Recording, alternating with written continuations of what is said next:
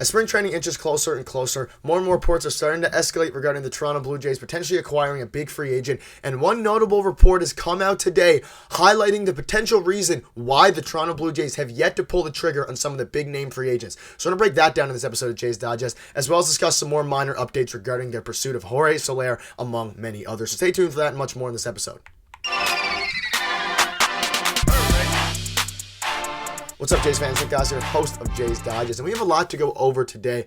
Obviously, the Jays have yet to make a big move this offseason. They've only signed Kiner Falefa and Kevin Kiermaier, and there's kind of been a stalemate regarding potential free agents joining a bunch of different teams, especially the big ones like Cody Bellinger. And a report came out today from Ken Rosenthal, potentially revealing the truth behind that and highlighting what the Toronto Blue Jays could be waiting for in their pursuit of many of these players. So before we get into that, a quick reminder to hit the subscribe button. We notice about 70% of you who are watching aren't subscribed. So if you aren't already, scroll down. We're very close to 11,500. So it'd mean the world if you guys could hit that button. And thank you guys for your continued support. It has been unbelievable as we pump out daily Jays content. Now, there's been a bunch of reports that come out recently, so we're going to have a big round table of reports to go over today. And one drop from Ken Rosenthal today, kind of giving some insight specifically regarding the Toronto Blue Jays. And there's some very interesting stuff in here that I want to get your guys' opinion on. So this is kind of the summary of the Jays part of the article. And this is what he had to say. This is from Ken Rosenthal. He said, the Blue Jays started their offseason by pursuing Shohei Ohtani and Juan Soto, as we all know, two of the best left-handed hitters in the game. They've recently courted Jock Peterson, who chose to stay out west.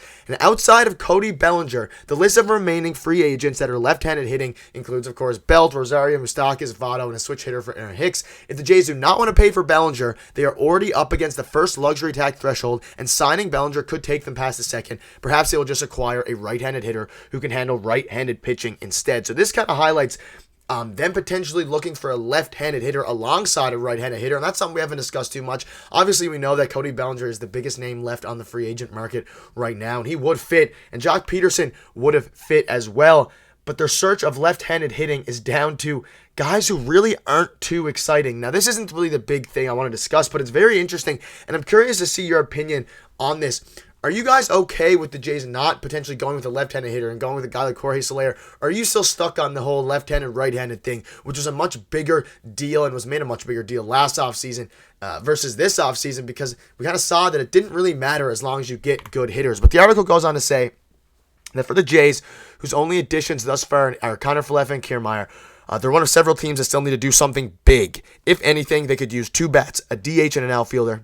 And at this point, a continuing focus on left-handed hitters almost would certainly be too narrow. Now, if you read between the lines here, obviously the Jays want a left-handed hitter. It seems like, and a lot of reports have come out, specifically from Ken Rosenthal, a few of the other notable ones, I believe John Heyman and John Morosi, if you trust him, basically saying that the Jays definitely want to get a left-handed hitter. Now, we know they're linked to Jorge Soler. They're probably the favorites to land the right-handed slugger.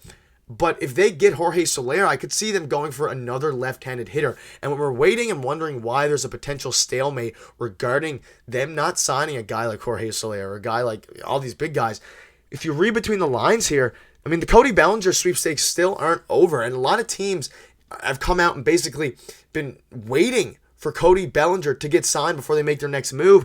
And this is what someone said on Twitter as well as Reddit. They said, my guess is we're still in on the Cody Bellinger sweepstakes, but clearly want the price to drop. That's why we haven't signed Soler already. Now, obviously, Bellinger is a phenomenal player, and this is kind of the big thing I want to discuss. I think now, whether it's Cody Bellinger, whether it's someone else, I think the reason the market is moving so slow is, obviously Cody Bellinger is yet to sign, but more and more reports are starting to come out kind of revealing that the price of these guys, specifically Scott Boras' clients like Cody Bellinger, is a lot higher than they thought. But at the same time, teams aren't willing to go up to that price, so his price may eventually drop. And if the Toronto Blue Jays think they could get Cody Bellinger, then maybe they're telling Soler, listen, we'll match any offer that you have, we'll exceed it, we're going to sign you. But we're waiting to see if we could get Cody Bellinger first to kind of exceed that amount. And in their opinion, they can land, or they have any shot of landing Cody Bellinger. I think they're going to wait. We saw it with Shohei Ohtani. They were willing to put everything else on halt and just go for Shohei Ohtani. Ultimately, we were the runner-up. We didn't get him. We were the second team to potentially land him, and it didn't work out. But we saw that they were not afraid to do that. And if this is the case again with a guy like Cody Bellinger, obviously he's not up to Shohei Ohtani's level at all. But if they think they can land Cody Bellinger, maybe it bodes well for the Blue Jays that the market is moving so slowly, especially because of how the Blue Jays work. And we've seen reports come out basically saying that the Jays have their threshold and they won't go above it for a player. They have the amount for each free agent that they're willing to pay, whether that's Matt Chapman, whether that's Cody Bellinger, and now they're just waiting to see what that player will get. And if they do get into their price range, let's say it's at $200 million now, the Jays are willing to pay $160. Let's say eventually no one bids and they come down to $160. The Jays could go out and swoop in and get a guy like Cody Bellinger, who is a 5-tool player coming off of one of the best seasons of his career with a near 900 OPS and elite defense. And as it relates and pertains to this article, I mean, they love left-handed hitters and they want a left-handed hitter. So it would make all the sense in the world. And now it just comes down to if they think they can grab the slugger, which is Cody Bellinger. And it becomes very interesting then when you bring up that conversation as it relates to the Toronto Blue Jays. And when you're also looking at some other reports that dropped today, this one came from Jeff Passan, and this relates to exactly what I'm saying again. It says spring training is less than 3 weeks away, but Cody Bellinger and JD Martinez, I believe this was Jeff Passan, if not, it was one of the reporters, still have not received a formal contract offer. Two-time Cy Young Award winner Blake Snell's loan offer was a 6-year deal from the Yankees, and he's requested over $270 million. So this kind of relates into what I was saying as well from a notable reporter. Bellinger and Martinez have yet to receive a formal contract offer, and it kind of goes to show that Blake Snell's looking for $270 million, and the only offer he's received is $160. That's like 30 to 40% lower than what they were expecting. So now, if you're the Blue Jays, this is even starting to kind of work even better for the Blue Jays. This is becoming very interesting. If Bellinger's price drops, I mean, no one has offered him a contract, meaning that no team is willing to give the price that Scott Boras and Cody Bellinger wants. If that is going to come down, then that lends to the credence that maybe the Jays are waiting to grab a left-handed hitter that's Cody Bellinger. And if they think internally that the price, because they're obviously talking with Scott Boras, it's not like they're not having any conversations. If they think internally the price will drop down to whatever the amount the Jays are comfortable is, they think they can have a fair shot at landing him. And this is a very interesting report that dropped today because Martinez has yet to be made an offer either, meaning that I would suspect that he also wants a lot more than he's willing to get, or teams are willing to give him. And then from the Blue Jays' perspective, obviously, JD Martinez is a bit older, and they have yet to make a formal offer, which means that Scott Boras is asking way too much for these players, and it becomes very, very interesting now when you start to put all these puzzle pieces together.